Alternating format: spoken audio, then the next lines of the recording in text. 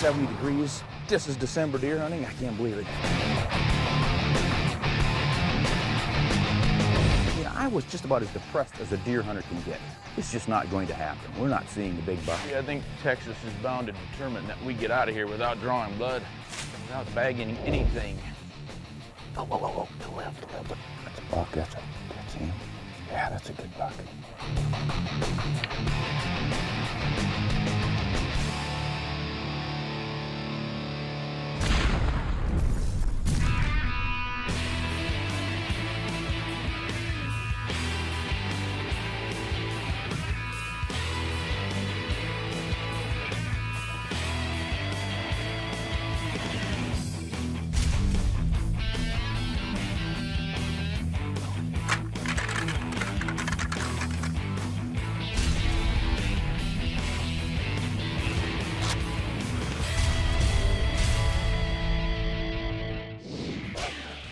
Winchester Whitetail Revolution is brought to you by Winchester Ammunition, the American legend. Bushnell Optics. Magnify Life. Code Blue, perfecting the science of hunting. Winchester Repeating Arms, the guns that work.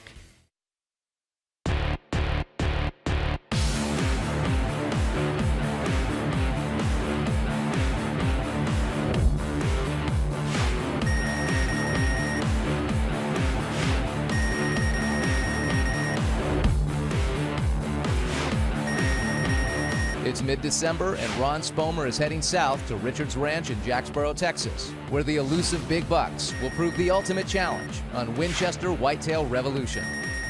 Oh yeah. Oh no, not gonna try it. Wow, here we are at Richard's Ranch near Jacksboro, Texas. Never been here before. Surprised the heck out of me. Drove down through Oklahoma and Kansas, and you got the usual high plains grasslands. We get here, we've got oak forests and mesquite thickets. Not what I was expecting, but I snooped around a little bit. Man, this looks like whitetail country. These guys are pretty pumped up. They've got a lot of activity. They're seeing some deer, even though it's late in the rut. The weather is going to be bitter cold in the morning, according to the predictions, and there should be some deer activity. So I'm fired up. I think this is going to be an exciting hunt. We have a little over 15,000 acres here. A lot of it is open, tall grass prairies, mesquite, savannas, and we also have some post oak timber and lots of rolling hills. We run a strict management program. We don't overpressure the deer. We don't overpressure an area. If we take a buck out of an area, we leave that area alone, move on to another area. But it's simple. It's shoot your does, let the young bucks walk and shoot the mature bucks. And we practice that religiously around here. Through the years, we've seen several deer in the 140s killed. We've had a couple in the 150s, and then we've recently had a deer in the 160s taken. It really is a first-class operation.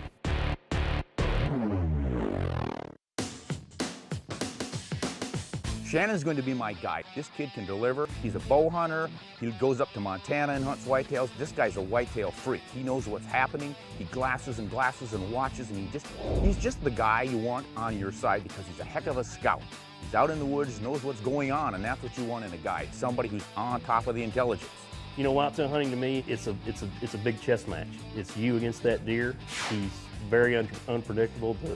The minute you think you have him predicted and you have him patterned, all that changes. It's just the fact of getting up every morning and not knowing what's going to happen. And we're ready to go make trouble for the local wildlife. Let's go make a name for ourselves. You ready to have at it? Born ready. Cold morning, probably 18, 20 degrees. Hope something happens before I get freeze to death. We saw a fair number of deer, probably 16, 18, mostly those fawns, a couple of young bucks. There'd be something in the woods over there coming next. Yeah. This is getting good now. There. Right there. There's looks like a 4x4. Pretty good sized animal. Look at the neck on him. Boy, he's a big buck. It's a nice old 4x4. This was a big mature animal. Probably should have taken him, but first day, you know how that goes. You want to look for something really good. He was just a typical 8-point, had a G3 on his left side busted off, but you know, we debated back and forth whether we wanted to kill the deer, but I knew in my mind that we could probably get Ron on a little better deer, so we elected to just go ahead and pass that buck up. These leaves are making a lot of noise, so let's ease out of this woods and get on the road over here where we won't make any noise. We can last that far ridge and then work our way down that way. These were going to try a little still hunting in the oaks, but just too dry and crunchy. That ground is just absolutely desiccated. So we got out of the crunchy leaves and just tiptoed down some of these roadways. I tell you what, I think our best bet, slapping this game, could have been that barn. They'll never know we're there. And we took advantage of a barn of all things. Now, I used to do this when I was a kid, when we figured out that deer accept man-made structures.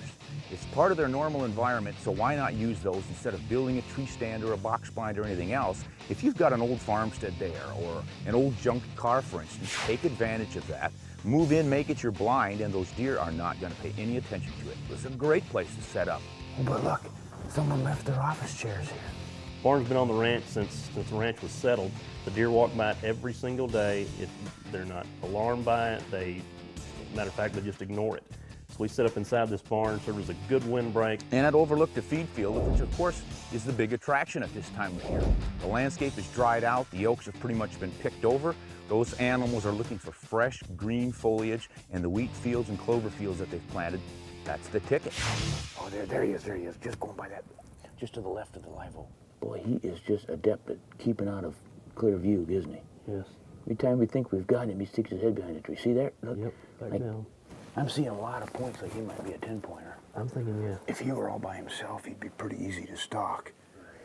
He looks okay, but he doesn't look like a jolly green giant or anything, does he? If I knew he were a definite taker, a 150 class or better, you know, right, then I wouldn't worry about spooking anything. I'd just go get him. And that barn was really a sweet place. I just wish the weather had been a little colder and they'd come out a little earlier. It was just a little too late, got dark on us and shut it down. But we were able, even by moonlight, we were able to pick out 3 pretty good bucks in that field. Just never happened in time when you could shoot them. It's the dog days of December for Spomer as the weather heats up and the action cools down. You get this hot, windy weather and everything looks like it's just going to be a bust. You're not seeing much but yearlings, and you just sort of lose hope after a while. No flags were flying, no deer were dying.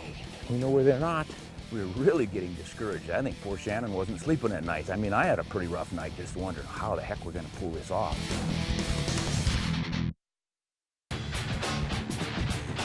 Even by moonlight, we were able to pick out 3 pretty good bucks in that field. Just never happened in time when you could shoot them. Spomer hasn't been in the right place at the right time, but Mike Hanbeck knows one woman hunter who was on Buck of a Lifetime. Now folks, this may be my favorite big buck story of all time.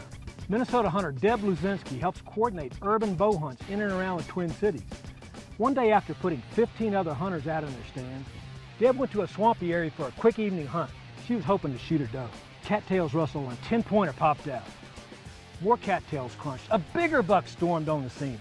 Deb bleated again, and unbelievably, the giant came straight in. The veteran archer and mother of 2 calmly made a 17-yard shot. The 24-pointer green scored around 220.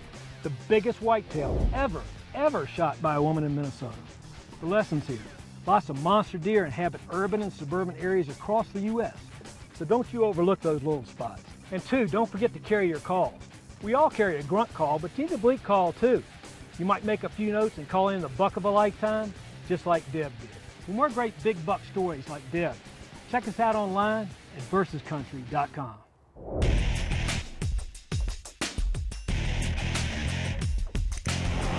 Generally, you want to hunt the late season, you're expecting cold weather. The rut might be winding down, it might even be over, but the cold weather is forcing those deer to come out in the open to eat. So you generally have pretty good success watching the feed fields, the travel lanes from the bedding areas to the feed fields. It should work, but man, I mean, all of a sudden, the first morning we've got bitter cold for northern Texas even. I mean, it's down into like 18 degrees, 20 degrees in the morning. Hope something happens before I get freezed to death. And there was some activity, but we passed up a good buck, real thick-necked mature buck. Should have taken him probably, figuring, but you know, this is going to keep up. It just kept getting warmer and warmer until we were up in the 70s. That's unusual temperatures, and the deer didn't like it any more than we did. Yeah! It's electric, man. It's on. Hot chihuahua. Boy, I had you going there, didn't I? Here we go again. Look out, deer. Here we come. Here's some good negative sign. I found pretty much over the years, anytime I'm in a pasture and you see a lot of cattle activity like we've got here, it pretty much drives the deer out. They'll go if there's a real good food source, they'll pass through it, but generally if the cattle move in, the deer don't like to be disturbed by those large animals and they'll clear out. So you can sort of wipe out a whole bunch of country. If you've got a lot of cattle in it, just skip that pasture, get into one where there isn't cattle activity.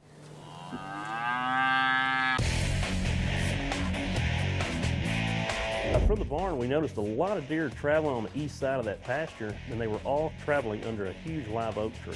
We elected to go sit under this live oak tree to kind of cut these deer off on the way to the feeding area. We figured we were running out of daylight and running out of time, so we figured that was our best interest.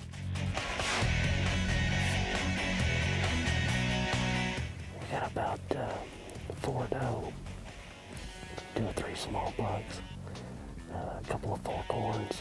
Got, I think we got 1 6-point out there. Some young deer, but they're really starting to come in good as the sun sets low. Unfortunately, the deer came out even later that night than they had the night before. You know, we had a couple of does come early, but before any bucks came out, it just pretty much shut down to dark. And I saw 5, 6, 7 does feeding out of the trees. They came down that same route they had taken the day before, so we'd set up in the right area. Time just didn't work out for us. But those are some of the educated guesses you have to make. You notice what the deer are doing and you accommodate them by changing your behavior. Your hunting tactics have to change to meet the situation. The full moon was another issue we had to deal with. As most hunters know, the full moon allowed the deer to move all night, so it kept the daytime movement down to a minimum. We really had to capitalize on the first hour of daylight and the last hour of daylight as well. Boy, you know, deer hunting has its highs and lows. You know, you get this hot, windy weather and everything looks like it's just going to be a bust. You're not seeing much but yearlings, and you just sort of lose hope after a while. No flags were flying, no deer were dying. I didn't see a thing. We got it figured out. We know where they're not. We're narrowing it down. We're really getting discouraged. I think poor Shannon wasn't sleeping at night. I mean, I had a pretty rough night just wondering how the heck we're going to pull this off. Yeah, I think Texas is bound to determine that we get out of here without drawing blood, without bagging anything. I don't think there's a game animal attainable today. There's some crows. Man, if it weren't for these crows in here, there'd be any kind of life. Gives you something to watch. Geez, that wind's coming up big again. Yeah. Didn't I give you orders to turn that off? Well, and I told the powers that be if they could turn it down a notch, but You don't have much pull with the man upstairs, do you? evidently not today. I mean, it's just not fun to hunt in the wind. I don't think deer like to move much in the wind. Put the two together and you've got almost no deer movement. We got the full moon against us, we got this high wind against us, and now, Heat. yeah, now we got, well, look, the cattle are coming up now. Look at all these dumb cows coming out over here. That isn't gonna help, is it? No, we might have to get up and go set up on another field. Because now there's cows on this side, there's cows on this side. It's like they surrounded the place. Yeah, if they get by this food plot, those deer will be a little nervous. But oh, there's a pig coming out of the brush. As luck would have it, huge hog hit the food plot. We figured with him being out there, the deer movement would be down to a minimum, so we decided to go ahead and take the shot. Well, let's get him before he gets in the creek. Okay, I'm good now. Here he is, here he is. Yeah. All right, so you get to turn broadside? Doesn't look like it. No, I'd just go ahead and take him. I better take him. I got him. I heard a whoomp. Oh, I heard a good solid whoomp. Yeah, I heard it was a good solid hit. Thank Texas for pigs. When the whitetails fail you, the pigs come through. Pigs are always there. Sounds good to me. At first you don't succeed, said Mr. Deer Hunter. Oh, go pig hunting. Find the pigs. It may be hog heaven for Spomer, but he's still looking for buck paradise. I didn't want to take it down to the last evening of the hunt, but as luck would have it, it did. Pressure was phenomenal. There's a deer right there already. That's a buck. That's him. Yeah, taking him.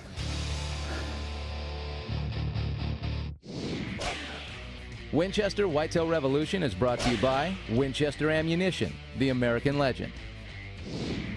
Bushnell Optics. Magnify Life.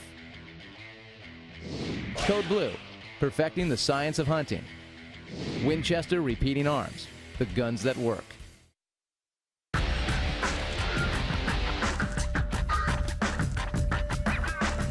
pretty much you name it, we had it. We had anything from 80-degree afternoons to 30-mile-an-hour south winds to 19-degree mornings with 30-mile-an-hour north winds. So the wind was definitely a factor, and we just had to adapt the best way we could. The plan this evening is to finish this off by going to shoot a buck, because my super guide and scout here, Shannon, went out and found the place with the buck coming to the field in which we will terminate his existence on planet Earth. And we will move his existence into my freezer. Yeah, let's do it. The wind's going down, life is looking better every minute.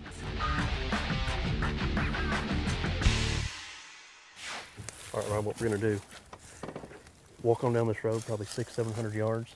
There'll be an intersection in the road. Okay. What it is, to the south, down another clearing, you'll see, well, you won't see, but there'll be some scrape lines down there. I've been seeing a 9-point in there. He's got 5 on the right, 4 on the left. Got some pretty good mass, maybe just a tick outside his ears. Okay. Probably 120, 130-inch deer. That's his area. He works that road kind of walking his scrape lines? Yes, sir. Ah, that sounds perfect. I'm gonna switch to my lucky hat.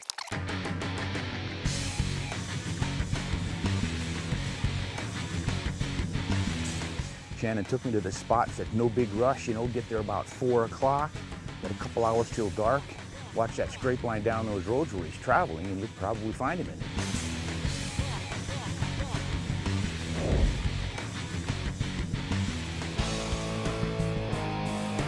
Nice thing about this rangefinder, it's got an 8X monocular.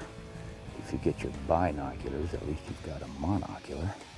Actually works pretty well.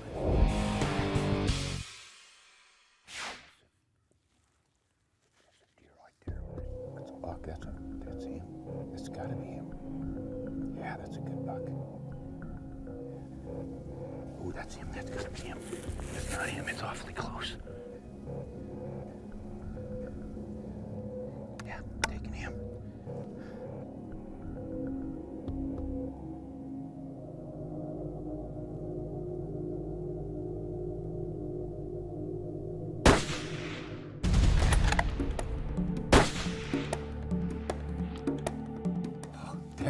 Down. I couldn't believe it. Man, that happened fast. Sun's not even down yet. That's gotta be the deer Shannon was talking about. Say yeah! I mean, I was just about as depressed as a deer hunter can get. Last day, last evening, it's just not going to happen. We're not seeing the big buck. But then out of nowhere comes a buck like that. I mean, Shannon went out scouting this morning and found it and said, man, I think that buck's gonna come right back in there. He's been working that line, lots of sign. When you find a buck that's still after the ladies, he's probably going to be out prowling a little more, you know, sooner in the afternoon before dark and all that stuff. And that's what you need, a little bit of an edge like that. And by golly, we got it. Days and days of waiting and trying and waiting and mixing it up and nothing. And patience, man. That's the name of the game. It happened quickly. He came out of the trees, crossed that trail, did a little sniffing there on the ground, looked up. I don't know if he heard me or saw me or just happened to look that way. But when he looked at me and I saw that that was probably the buck out to his ears, good 9-point, I didn't even take a lot of time to count him. He was heavy enough, tall enough, main beams came down far enough. That was the buck for the last day. I mean, I've got about an hour left and this thing is over and I've got my buck. Oh, that is a nice little buck. All right, through the boiler room. Oh, you are the guy. This has got to be the one he was describing, 5x4 9-pointer. That is just it. Better than average mass on him, nice brow tines. You are the very deer Shannon told me. What a guide, just like the doctor ordered. That is great. You are a super little deer in your prime, aren't you? You are going to be some mighty fine, tasty venison. Whoa, look at those hocks. You were in a rut there, dark. Ooh, yeah. Ooh, baby. I can't believe it, Shannon. You were right on, buddy. Sun's not even down yet, 70 degrees. This is December deer hunting. I can't believe it. You wait here. I'm going to go get Shannon. You know, I just got sat down scouting another area. I heard Ron shoot. I had my fingers, toes, everything I could crossed, hoping he got him. When I got the word he got him, I couldn't get over here quick enough. Hey, Shannon, I got him. He's over here, man. Heard the shot, buddy. Yeah? Thanks for coming, man. Not a problem. You got to see this deer. I bet you it's the one you said it was. Let's take a look at it. He's that 9-pointer, and he's pretty heavy. Huh? Man. Look at there. Oh, yeah. Is that him? That's him. That's him. Isn't that nice? That's better than I thought he was going to be. I didn't want to take it down to the last evening of the hunt, but as luck would have it, it did. Pressure was phenomenal. But as luck would have it, we crept up around the corner, looked down at Sendero, and lo and behold, there's Ron's deer standing there. It's just a great representative of a Texas deer and a great representative of a Richards Ranch buck. The deer was 4.5 years old, in his prime, had good mass. He was a 9-point, had 5 on the right, 4 on the left. You know, the deer had 20-inch main beams. I think what I'll take away from this hunt, despite all my years of deer hunting, is just you never stop learning. And the big lesson here was, despite the worst weather conditions for what you would consider a late season deer hunt, despite the heat and the big winds, persistence paid off. The deer knows when he's coming out, you don't. You just have to be there. By golly, by getting out in these 70+ degree temperatures and sitting on this trail, I would have never thought a buck would have come out based on what we saw for the last 3-4 days, but there he was. That was great. What a way to end the hunt. I mean, I was just about as depressed as a deer hunter can get. It's just not going to happen. We're not seeing the big buck. Oh, whoa, whoa, whoa. That's a buck. That's him. Yeah, that's a good buck.